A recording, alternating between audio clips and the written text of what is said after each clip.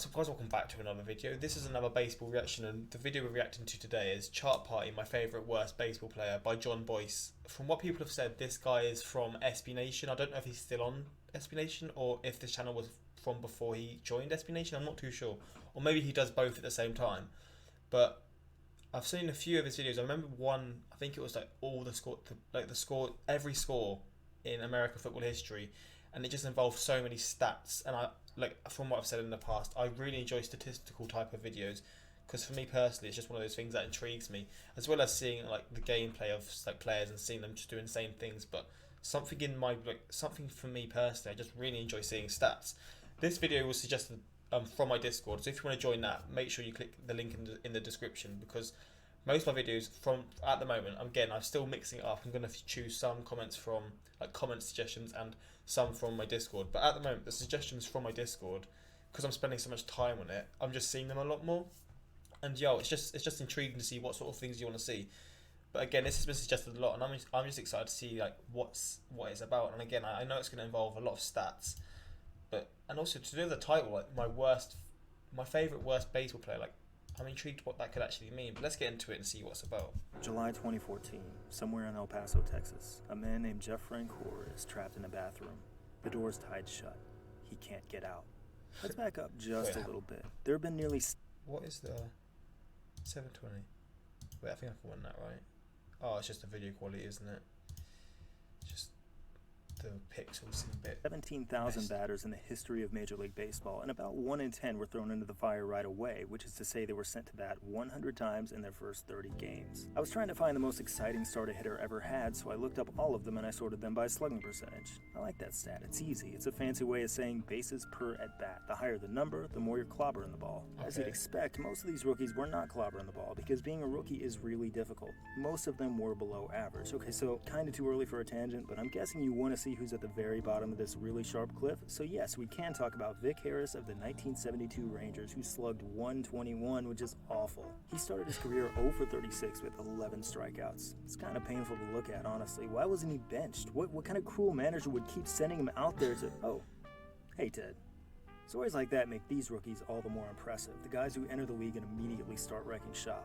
If you're slugging like this, you are on fire. There's Joe DiMaggio as a rookie, there's Albert Pujols, there's Willie McCovey, and up there, right at the very top, is my favorite player. Through his first month, Jeff Francoeur was slugging 755. So this guy, from what I'm getting, from when he was a young player, when he first came to the league, smashed it. He was like killing it, and I'm guessing like some of these, I'm not familiar with many names in baseball, but I'm assuming these guys are like big names in the sport, like Willie McCovey, Albert Pujols, and the guy who was at the first one who's right at the bottom.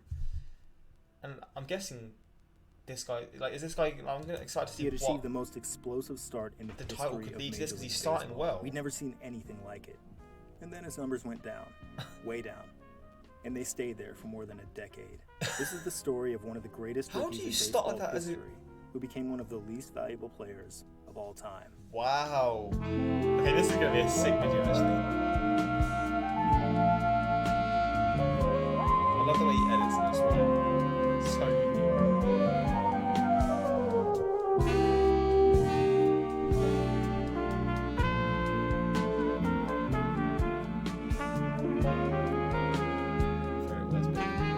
let's see this. If you know anything about Jeff Francoeur, you knew this was coming. We have to talk about the Sports Illustrated cover. The Natural, it says. Can anyone be this good? It's too good to be true, right? It's a big deal to make it on an SI cover, especially if you're on there by yourself for a story written specifically about you. I counted up 131 hitters who had a cover like that, and they're all here, charted by their career wins above replacement value.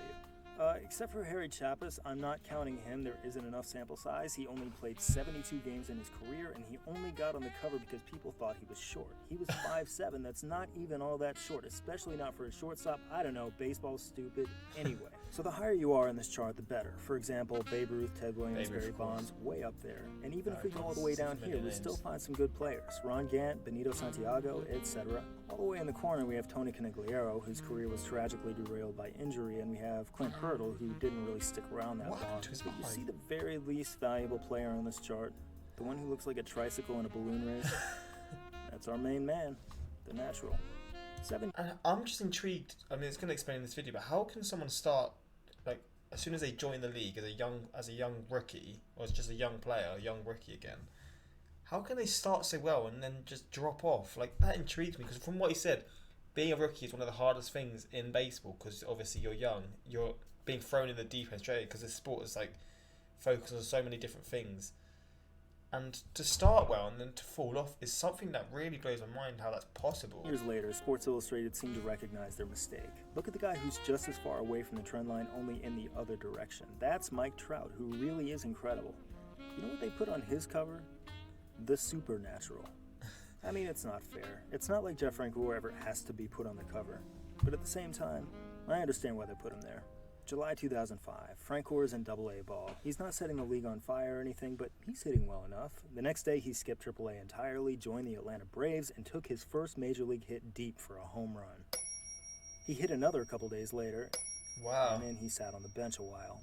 You think that might have cooled him off? No. It didn't. Oh, he got two. Okay.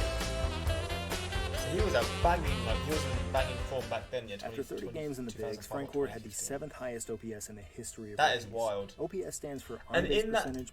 the calendar type thing, how many games would he have played? Like, I'm guessing some of the games he played, he wouldn't have got a home run, but like I'd just be intrigued, because obviously he played it on where it says HR, but because I'm guessing in this month he probably got more home runs. He played in more games where he got home runs than games that he didn't get home runs, which is wild. And he got 2 Plus in the game. You know what really helps make that number big? Walks. And you know how many walks he drew on that span? 0. See, this is the trick to finding Jeff Francoeur in a stack of numbers. Just look for the one weird little dot that's far away from Each all time, the just the other one dots. weird Of those dot. 1,400 or so rookies, only 6 went their first 30 games without a single walk. 5 were mediocre to bad, and the other was historically great. It was such a weird thing. On average that season, batters were walking about once every 12 trips to the plate. Jeff made it to plate appearance number 131 before his first walk, and even that was an intentional walk. He was intentionally walked before he was unintentionally walked. If we're only counting walks that he actually had a say in, we have to skip ahead to plate appearance number 139. I honestly thought that was going to be a record. Turns out it's not, thanks to Terry Humphrey, who in 1971 and 72 didn't earn his first career unintentional walk until plate appearance number 140. Then he walked 6 of his next 14 trips to the plate. Just all started from there, So spiraled weird. down. This coincidence is also weird. I promise weird I'm how getting them back sort to of Jeff things work. Francoeur. It's just going to take me a minute. So, Terry Humphrey was teammates with Tim Foley, who was originally going to play quarterback at USC before the Mets. Oh drafted wow, him. so he's a He described his career proper as, quote, sportsman. life and death, a constant struggle to survive. One night, he literally dragged a sleeping bag on the field and spent the night at his shortstop position. Fast forward to 2001, he's a Cincinnati Reds coach who gets in a clubhouse fight with Ron Oster, another Reds coach. Oster got Foley on the ground, and then Foley, a 50-year-old man, bit him in the leg. Baseball 50 at your is big age, weird. bro. Anyway, Foley and Humphrey have something really specific in common. Humphrey was the only rookie worse at walking than Jeff Francoeur, and Tim Foley was the only player in baseball history with as many plate appearances as Jeff Francoeur, who was less offensively valuable than Jeff Oh, mad. Francoeur. I love these sort of statistical looks at things, man. Every year, single time.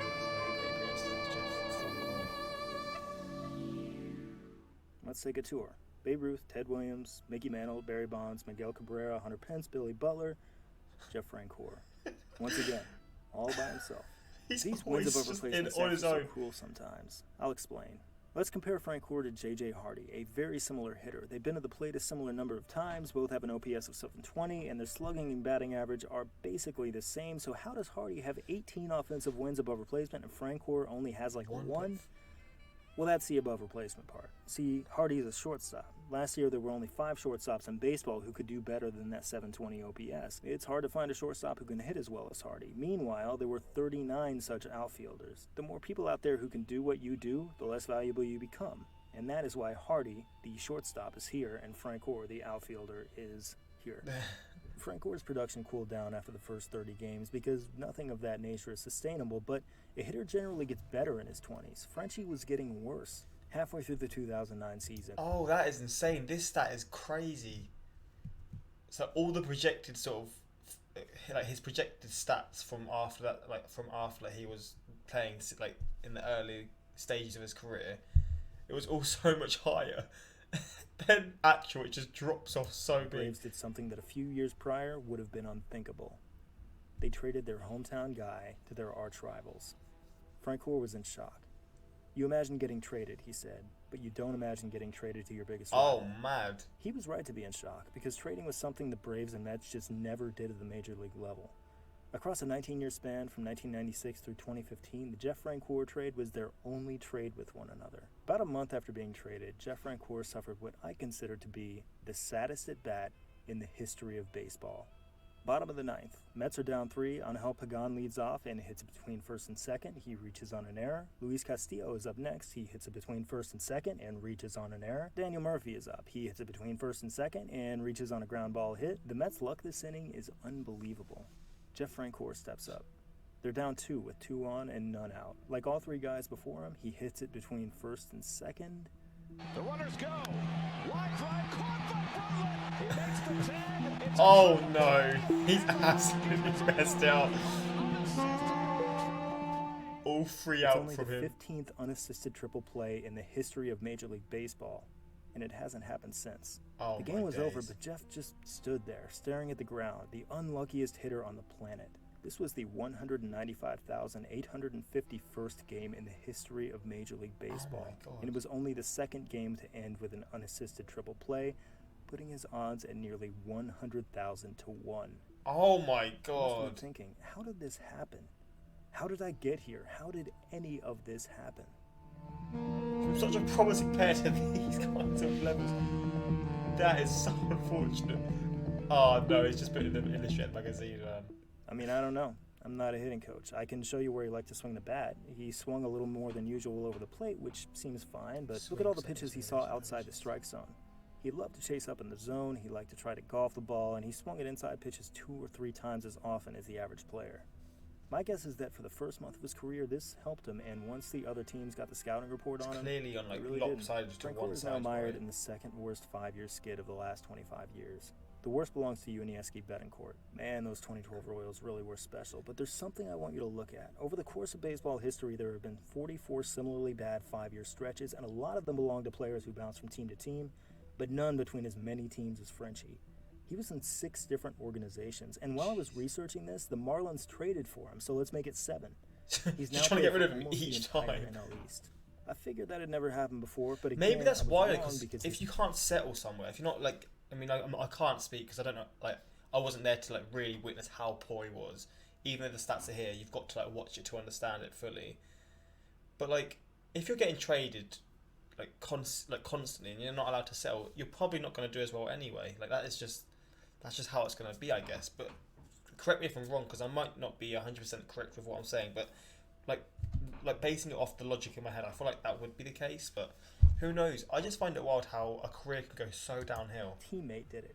Kelly Johnson went from the Braves to the Diamondbacks, then to every single team in the AL East, and then he went to the Braves again, who traded him to the Mets. Then he went to the Braves again, who traded him to the Mets again.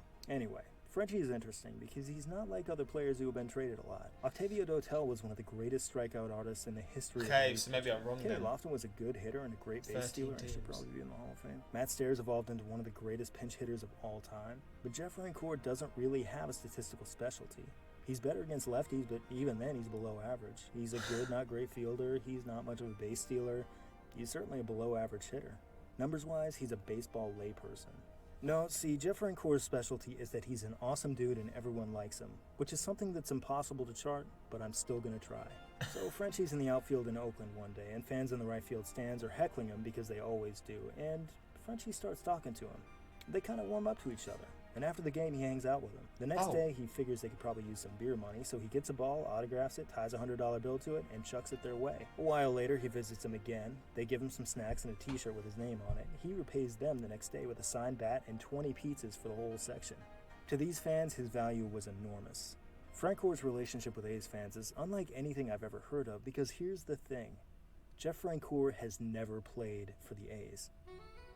He might be the nicest guy in baseball. Teammates love him, managers love to have him on their team. Maybe that's why his career is unkillable. Or maybe it's because they're not looking at the same stats that I am. Or maybe some teams feel like they can bring that 2005 Jeff Francoeur back out of them again. At any rate, he was one of 65 rookie outfielders in 2005. and he's one of only 6 who have made it to 2016. And despite stats that are far worse than any of the rest of them, he's still here. He's just living off of that like early start to his career, right? I can see that happens in like in soccer a lot. Players will start they'll just come out of nowhere and just do things that no one expected for like a few years, maybe a year or two when they're young, and then they're just living off that for the rest of their career. I can see kind of what he's getting at with that, but still, it's just really, really wild to me. I like the sort of the thing about how he said about the fans and stuff, how he like made He's friends still with them. here. Jeff Francoeur has been stuck in this clubhouse bathroom for more than an hour. His teammates have pranked him by tying the door shut. He can't force it open. He tries to bust the entire door down. It's useless. Then, for a few moments, it's quiet. And then his teammates hear rustling in the ceiling. What is going on here? Over in the locker room, a ceiling tile disappears, and Jeff's legs come dangling out. Just when you think Jeff Francoeur is in the toilet, he finds a way. His career is unkillable. He's like an endless Wait, war what? without any of the mystery. He is my favorite baseball player. What the hell happened at the end? This guy's editing is wild, man.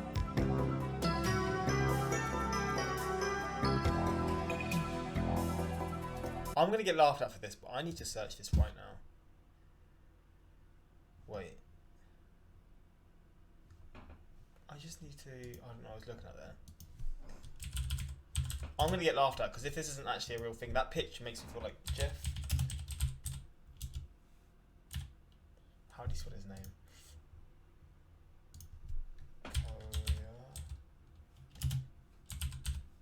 I'm gonna search this, and if this isn't a thing, I'm gonna get...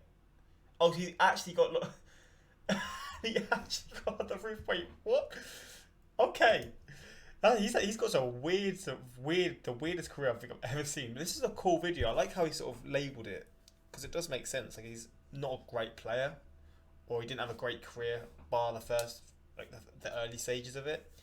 But he seems like a good person, a nice, genuine person, and he just like... I do like how this video was styled in that sort of way. I was at a Mets game playing outfield. He talked almost in like with fans. Also, people can actually like vouch for that. Like, he did that sort of stuff. I've never watched a match of baseball. Didn't get at least half the data put in the video. Don't have a stats video of Jeff Francoeur, but I still have the video. I understood a bit of it. Some things I'm not going to sit here and say I understood it, but just in general, this video was very interesting. And it's nice to see, and also it's cool for me to see that I can actually sort of understand some of the terms now. I am slowly learning. Like, obviously, all the things, I can't sit and say I understood everything, but like a month or two back, I wouldn't have understood anything that he was saying. So it's interesting for me to see this type of video and kind of understand the sort of concept and the style and the things that he's actually saying. I really enjoy looking at these videos, man. They're so fun to see. And this wasn't actually suggested from my Discord. This was someone that I saw. Actually, no, sorry. This was John Boyce was suggested on my Discord, but this video was suggested through YouTube. And I'm happy, man, because it's a bit of a unique, different video that I probably wouldn't have ever seen before. But hopefully you guys enjoyed. If you want to see more John Boyce, you want to see more baseball, you want to see more chart party, just suggest things you want. Just suggest things along the lines of that you want me to see. And yeah, I'll do them in future. Make sure to click my Discord if you're interested. And until next time, like, subscribe, and peace.